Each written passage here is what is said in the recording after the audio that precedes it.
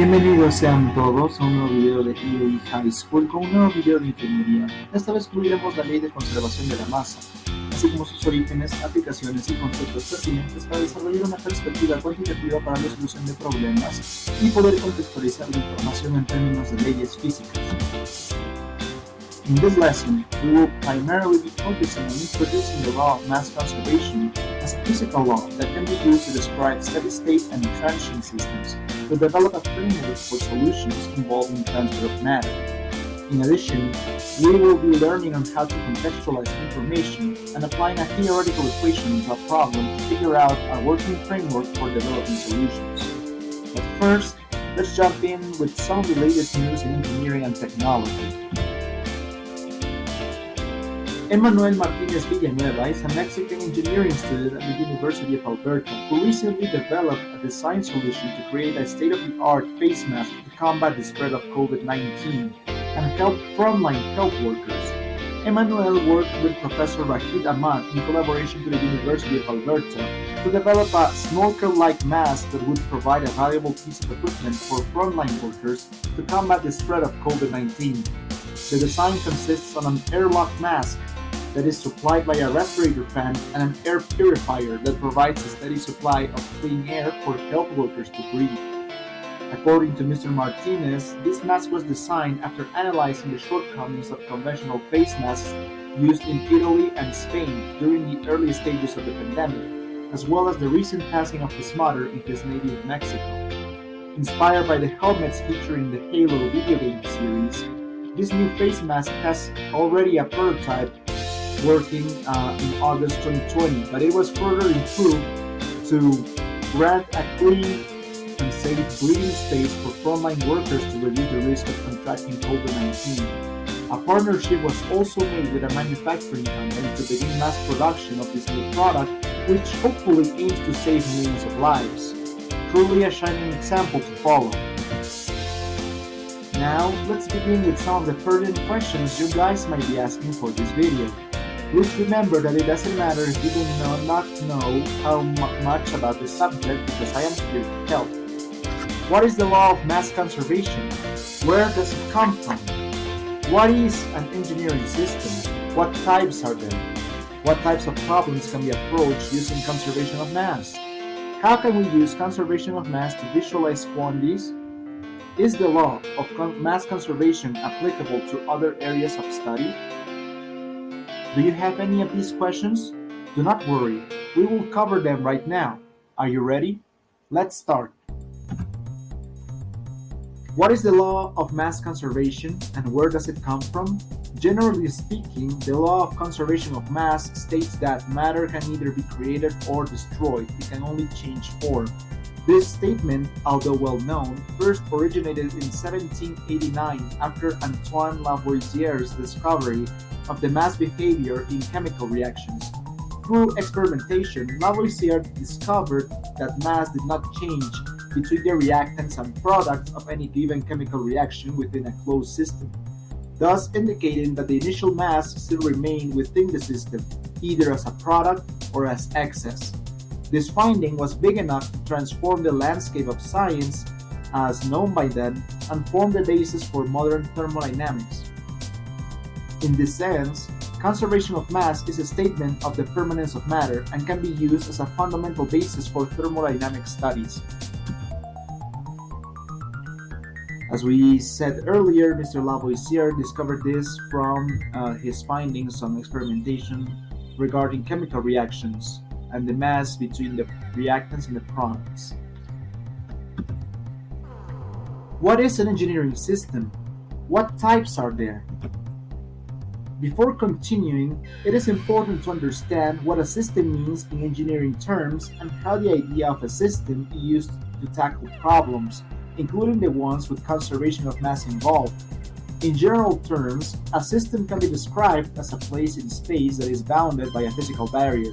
In example, a water tank, or a virtual one, such as a specific volume of water.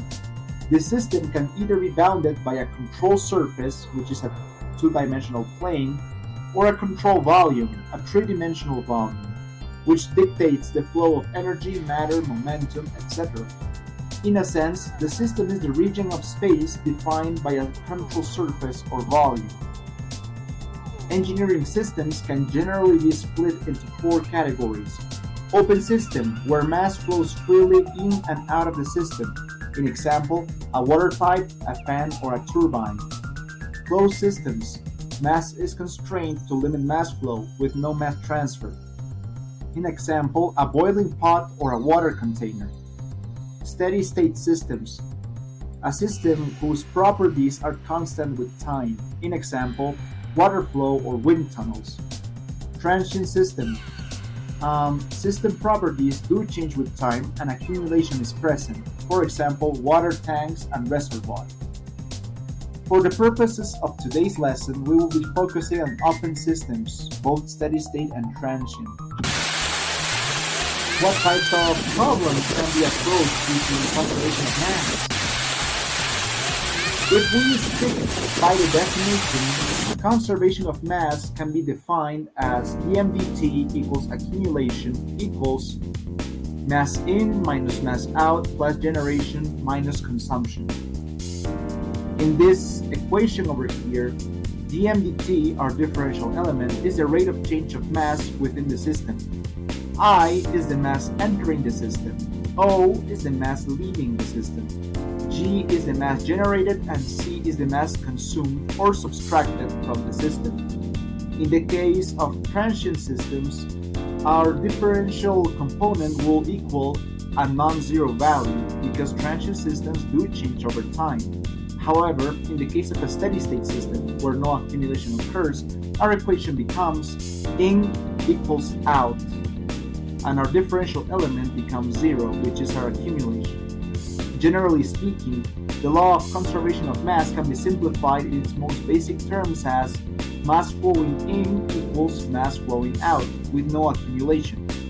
To visualize this concept better, we will look at a real-life example we see every day.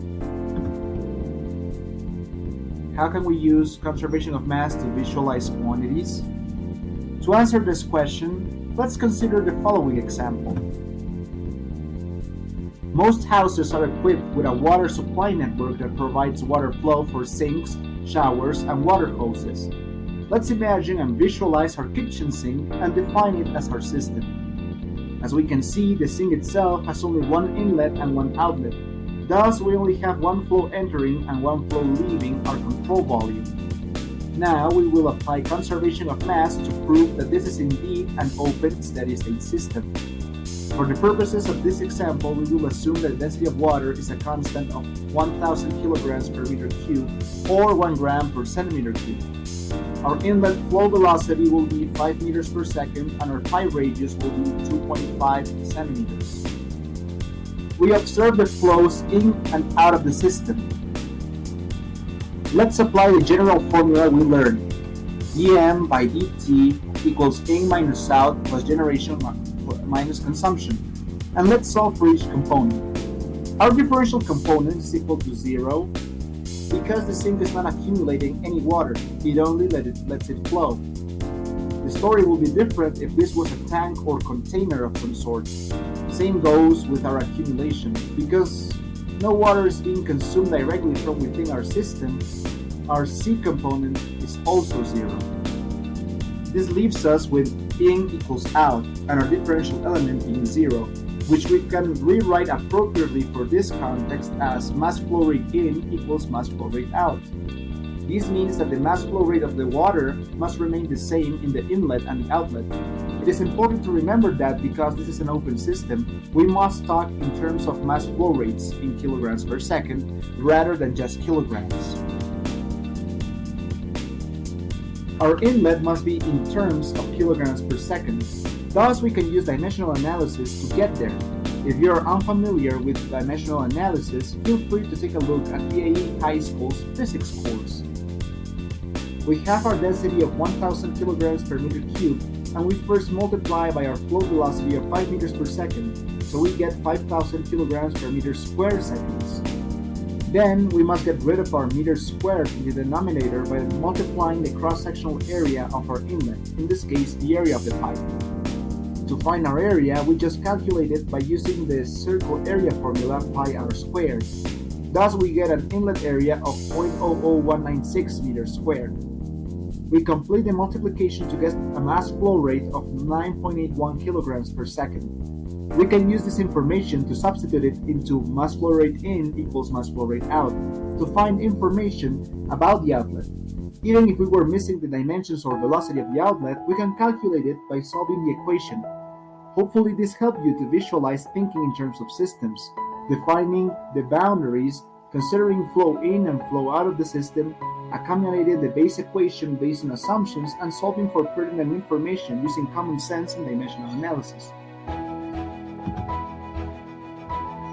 How is the law of mass conservation applicable to other fields of study? The basic principle of mass conservation can be applied to many things, including finances and inventory. Let's imagine the following scenario. A factory is in charge of manufacturing bricks.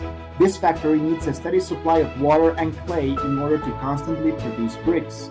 Let's assume that every 2 kilograms of brick needs 1 part of water and 2 parts of clay to be manufactured.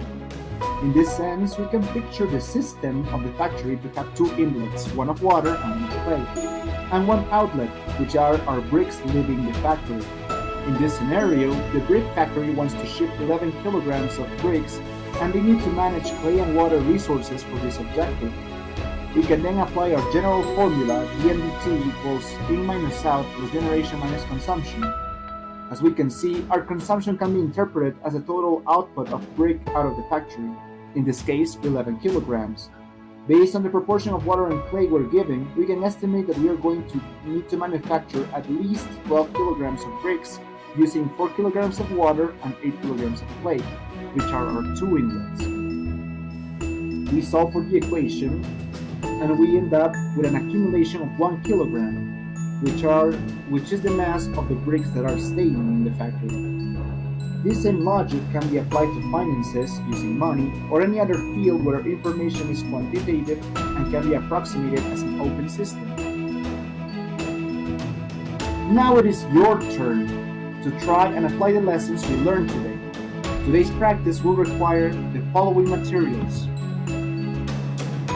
a plastic bottle of your choice, a kitchen water tap, a pair of scissors or another piercing object, and a timekeeping device such as a stopwatch. First, please note and write down the capacity of your bottle, usually found in milliliters. Fill the bottle completely with water and convert your water volume from millimeters into kilograms by assuming the density of water to be 1,000 kilograms per meter cubed. Now that we have our mass, make a small hole in the bottom of the bottles such that the water starts pouring outside. Please record how much time does it take for the bottle to be completely empty. Based on the mass that the water had, calculate the mass flow rate out of the bottle in kilograms per second. Now use the equation dm by dt equals in minus out plus generation minus consumption to determine the mass flow rate that would be required to make the bottle a steady state system, that is, one with no accumulation. As a bonus, if you want to do it further, let's assume we want the bottle to constantly have 400 milliliters at any given time. Use our formula to calculate our required mass flow rate in the inlet. Compare this result to your result in number 5. Why do you think this difference exists? And of course, these are the references I used.